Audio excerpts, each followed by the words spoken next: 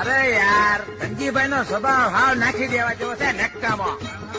એવું બોલો માં ધનજીભાઈ જેવો કોઈ માણસ થયો ને થશે નહીં અને છે નહીં. હા, શું એની કાયદી, શું એની ઉદારતા, એની તોલે કોઈ નો આવે હો.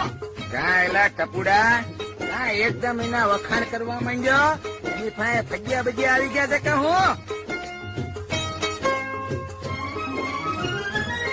હે પૈસા વાળા ના અવગુણ બધા પળમાં થઈ જાય માફ. પૈસા વાળા ના અવગુણ બધા પળમાં થઈ જાય માફ. પાપી હોય તોય પુણ્યશાળી, પૈસા ને પડતા પૈસો બોલે છે.